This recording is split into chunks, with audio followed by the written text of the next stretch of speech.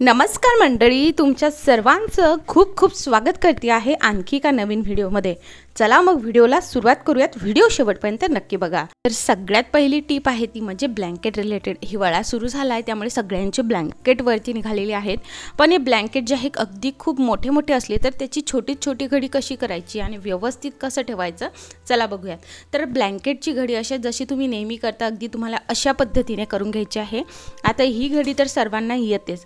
आता तुम्ही जे आहे व्यवस्थित कसं ठेवू शकता, तर एका बाजूने ओपन आहे आणि एका बाजूने बघा असं आहे। तर मग आपल्याला काय करायचं आहे की हे एकात एक घालायचं आहे। कशा पद्धतीने घालायचं चला तेही सांगते। जी इकडची बाजू ओपन नाही आहे ती बाजू अशी खाली घ्यायची आणि जी बाजू बघा असे पदर त्याचे सुटलेले आहेत त्या एका पदरामध्ये आपल्याला हा दुसरा भाग घालायचा आहे। व्यवस्थितरित्या तुम्ही जर ट्रॅव्हलिंगसाठी जात असाल, शाल वगैरे नेत असाल, छोटे ब्लँकेट नेत असाल, अशाच पद्धतीने न्या, म्हणजे एकाच वेळी भरपूर सामान मावतं आणि व्यवस्थित सुद्धा हे दिसतं आणि याची घडी बिलकुल मोडत नाही। त्यामुळे अशा पद्धतीने ब्लँकेट, शाली असतील सगळ्यांची घडी तुम्ही करू शकता। त्याचबरोबर साड्यांची घडी सुद्धा तुम्ही अशाच पद्धतीने करू शकता। एकदम मस्त अशी ट्रिक आहे, फॉलो करून नक्की बघा आणि कमेंटमध्ये मला नक्की सांगा की तुम्हाला ही ब्लँकेटची ट्रिक कशी वाटली। चला नंतरची टिप बघूयात। तर मी इकडे जे आहे पातेल्यामध्ये थोडंसं पाणी घेतलं आहे, साधारणतः 1.5 ग्लास पाणी घेतलेलं आहे। त्यामुळे आता संत्री तर सगळ्यांच्या घरी असते तर आपण ते सालं फेकूनच देतो, तर बस सालं फेकून नाही द्यायचे, छोटे छोटे सालांचे जे आहे ते तुकडे करायचे आहे आणि त्याचा आपल्याला वापर करायचा आहे। मी अगदी मच्छर माशा नको व्हायला म्हणून तुमच्यासोबत एक मस्त असं सोल्युशन शेअर करणार आहे। दुसरी गोष्ट, हे सोल्युशन तुम्ही एकदाच बनवून ठेवू शकता, त्यामुळे जे आहे तुम्ही मोठ्या प्रमाणात सुद्धा हे बनवू शकता। 2 ते 3 यामध्ये लवंगा घालायच्या आहेत। त्याचबरोबर आपण यामध्ये रूम फ्रेशनर सुद्धा बनवणार आहोत, त्यामुळे मी बाकीचे सुद्धा यामध्ये इन्ग्रेडियंट घालते आहे। त्यानंतर एक छोटा दालचिनीचा तुकडा घालायचा आहे। 2 तेजपत्त्याची पानं घेतली आहेत, ती सुद्धा अशा पद्धतीने तुम्हाला मोडून यामध्ये टाकायची आहे। आता आपल्याला हे जे काही आपण यामध्ये वस्तू घातलेल्या आहेत ह्या पूर्ण आता मोठी आच करून हे गॅसवरती ठेवायचं आहे उकळण्यासाठी। आणि दुसरी गोष्ट 5 ते 7 मिनिटं ही उकळू द्यायचं आहे, म्हणजे यामध्ये जे लवंग, दालचिनी, तेजपत्ता आणि संत्रीचे सालं घातले आहेत त्याचा पूर्ण अर्क त्या पाण्यामध्ये उतरेल। तर 5 ते 7 मिनिटं झालेले आहेत आणि हे पाणी जे आहे बऱ्यापैकी आता यामध्ये सगळे अर्क उतरलेले आहेत। आता आपण यामध्ये जेही सगळं घातले ते तुम्ही फेकून देऊ शकता, आपल्याला फक्त पाण्याचा वापर करायचा आहे। या पाण्याचा वापर तुम्ही ॲज अ रूम फ्रेशनर म्हणून करू शकता, मच्छर माशी जे आहे घरामध्ये येऊ नये म्हणून त्याच्यासाठी करू शकता। रोज आपण फरशी पुसतो, फरशी पुसायच्या पाण्यामध्ये सुद्धा तुम्ही या पाण्याचा वापर करू शकता।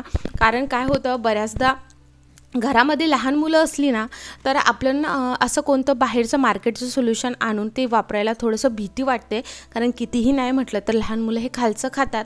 तर मग आपण हे अशा पद्धतीने घरी सोल्युशन बनवून घर जे आहे ते पुसू शकतो, जेणेकरून जे काही बॅक्टेरियाज वगैरे असतील तेही जातील आणि सगळ्यात महत्त्वाचं घरामध्ये माशा वगैरे होणार नाही।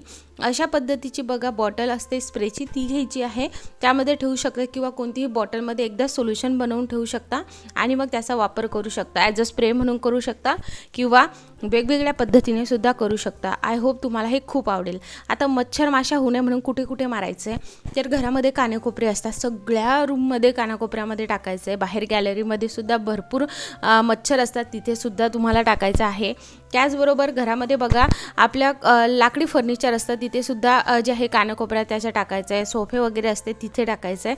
आय होप ही ट्रिक तुम्हाला खूप आवडली असणार। चला नंतरची टिप बघूयात, की म्हणजे बघा आपण आता नवी घासणी काढतो, तर या घासणीचा वापर ना आपण एक छान पद्धतीने करू शकतो। भांडे घासण्यासाठी तर आपण घासणी नेहमी वापरतो, पण त्याचा वापर आपण आज वेगळ्या पद्धतीने करतोय। नवीनच घासणीचा वापर सांगते, वापरलेल्या घासणीचा वापर तुम्हाला इकडे नाही करायचा। आपल्या घरामध्ये बघा आपण चाकू झालं, कैची झालं वापरतोच, जेव्हा नवीन घासणी असते ना तर ती भरपूर खरबड असते, त्यामुळे तुम्हाला काय करायचं आहे, चाकू कैची ना घासणीवरती अशा पद्धतीने घासायचं आहे। ती खरबड असल्या कारणाने चाकूला धार देण्यासाठी अगदी उपयुक्त अशी ही ट्रिक आहे। तुम्ही विचार सुद्धा करणार नाही, जेव्हा तुम्ही या घासणीवरती चाकू वगैरे घासाल तर नक्कीच त्या चाकूला धार येईल। तर नक्की ही ट्रिक फॉलो करून बघा आणि नवीनच घासणीचा अशा पद्धतीने वापर नक्की करा। चला मग दुसरी ट्रिक बघूयात। तर आता बऱ्याचदा असं होतं की घरामध्ये आपण स्पेशली किचनमध्ये जो कपडा वापरतो तो भरपूर त्यामधनं वास येतो, घाण होतो, रोजच्या रोज तो साफ करावा लागतो. तर त्याच्यामधनं वास येऊ नये म्हणून काय करायचं आहे, रोज रात्री तुम्हाला हे करायचं आहे, पाणी घ्यायचं आहे, गरमच पाण्याचा वापर करायचा आहे, त्यामध्ये घालायचं आहे व्हिनेगर आवर्जून घालायचं आहे. नंतर घालायचा 1 चमचा बेकिंग सोडा आणि सगळ्यात महत्त्वाचं बेकिंग सोडा काय करतो आहे, दुर्गंधी वगैरे घालवण्यास खूप मदत करतो, त्यामुळे आवर्जून तुम्ही बेकिंग सोडा नक्की घाला. नंतर 1 चमचा मीठ घालायचं आहे आणि हे सोल्युशन जे आहे हे एकदम कारबाज आहे. घरामध्ये जे आहे कितीही घाण झालेले कपडे असतील पण हे जो किचनचा कपडा असतो भरपूर घाण झालेला असतो. रोज रात्री मी अशाच पद्धतीने करते, म्हणजे यामध्ये जो काही वास वगैरे असतो तो तर निघूनच जातो, घाणसुद्धा निघून जाते आणि दुसऱ्या दिवशी जेव्हा तुम्ही सकाळी हा धुणार आहात ना, तेव्हा याच्यामधून जे आहे एकदम हा पांढरट निघतो आणि आपल्याला जास्त कष्ट करायचे काम पडत नाही. थोडंसं त्यामध्ये वॉशिंग पावडर घालायचं आहे आणि मिक्स करायचं आहे. थोडंसं तुम्ही डेटॉलसुद्धा घालू शकता, पण आपण व्हिनेगर घातलं आहे, बेकिंग सोडा घातलं आहे, त्यामुळे त्याचं निर्जंतुकीकरण नक्कीच होतं. तर आता हे तुम्ही जर तुम्हाला लवकर धुवायचं असेल तर 1 ते 2 तासच तुम्ही हे ठेवू शकता, नंतर तुम्हाला धुवून घ्यायचं आहे. तर आता फक्त 15 ते 20 मिनटं झाले आणि तुम्ही बघू शकता की याचं जे पाणी आहे ती किती काळपट व्हायला लागलेलं आहे. रोज अशा पद्धतीने किचनचे टॉवेल्स वगैरे नक्की धुवून बघा, त्यामधला कुंभट वास वगैरे सगळं काही नक्कीच आहे. चला नंतरची ट्रिक बघूयात. रोज भांड्याचं असेल, कपड्याचं असेल किंवा अंगाचं साबण असेल, काय होतं आपण अशा सोप केसमध्ये ठेवतो आणि ते साबण रोज ओलं होतंच. ओलं ठेवलं की आपण डायरेक्टली ह्या सोप केसमध्ये ठेवतो, मग कुठे ना कुठे ते साबण जे आहे खूप वाया जातं, कारण त्या सोप केसमधून ते डायरेक्ट मोठे त्याला छिद्र असल्याकारणाने ते लगेच खाली जातं आणि खूप साबण हे वायासुद्धा जातं. आपल्याला नेहमी साबण लवकर जातो, त्यामुळे लवकर नवीन साबण घ्यावं लागतं. पण हे जे आहे हा साबण जर लवकर वाळला तर कुठे ना कुठे साबण वाया जाणार नाही. तुम्हाला काय करायचं आहे, रबर बँड आपल्या घरामध्ये असतात, अशा पद्धतीने दोन्ही बाजूंनी सोपकेसला रबर बँड लावून घ्यायची आहे आणि त्यावरती सोपकेस अशा पद्धतीने ठेवायचा आहे. म्हणजे जर तो सोपकेस म्हणजे सोप ठेवायचा आहे सोपकेसवरती. अशा पद्धतीने ठेवल्यानंतर जर ओला वगैरे झाला असेल तर पाणी अगदी लवकर झिरपेल, तो लवकर सुकेल आणि एक्स्ट्रा साबण वाया जाणार नाही. ही ट्रिक तुम्ही सगळ्या साबणांसाठी फॉलो करू शकता. जोही साबण आपण सोपकेसमध्ये ठेवतोय अशा पद्धतीने ठेवा, तुम्हाला खूप छान रिझल्ट मिळेल. चला नंतरची ट्रिक बघूया. घरामध्ये मेडिसिन संपले, त्याचे पॉकेट आपण फेकून देतो, पण ते फेकून देण्याच्या आधी आपण त्याचा वापर खूप छान पद्धतीने करू शकतो.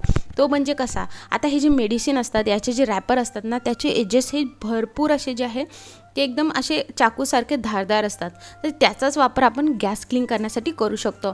बऱ्याचदा हे जे काही बटन असतात गॅसचे, तर त्याच्या बाजूला ना घाण साचलेली असते, आपण रोज पुसतो पण ही घाण ना निघत नाही आणि मग त्याचा वापर आपण काय करू शकतो, हे मेडिसिन क्लीन करण्यासाठी करू शकतो. त्याचबरोबर गॅसवरती ना डिझाईन असतात, त्या डिझाईनमध्ये रोज घाण साचून तिथेसुद्धा घाण तयार होते, तर त्या डिझाईनमधली घाण काढण्यासाठी सुद्धा तुम्ही याचा वापर करू शकता. ह्या इथल्या घाण काढण्यासाठी अशी बारीक वस्तू लागते, कधी चाकूने सुद्धा निघत नाही, त्यामुळे तुम्ही मेडिसिनचा अशा पद्धतीने वापर करू शकता. कारण त्या बटनांमध्ये जे आहे कपडा वगैरे जात नाही, आपण तसं नेहमी पुसून घेतो, पण अशा पद्धतीने नक्की करू शकता. त्याचबरोबर बघा अशा डिझाईनमध्ये सुद्धा तुम्हाला हे घासून घ्यायचं आहे. जे काही खिळे वगैरे असतात त्याच्याजवळ जे नट वगैरे असतात तिथे सुद्धा करायचं आहे, म्हणजे हे व्यवस्थित याने निघतं. नक्की ही ट्रिक जी आहे ती फॉलो करून बघा. या पूर्ण ट्रिकमधले तुम्हाला सगळ्यात सोपी कोणती वाटली आणि सगळ्यात आवडती कोणती होती ते कमेंट करून नक्की सांगा. अशाच पद्धतीने गॅसचे डिझाईन बटन असतील ते सगळे तुम्ही साफ करू शकता. आय होप हा व्हिडिओ तुम्हाला खूप आवडला असणार. असेच नवनवीन व्हिडिओसाठी सबस्क्राईब करायचं विसरू नका. धन्यवाद.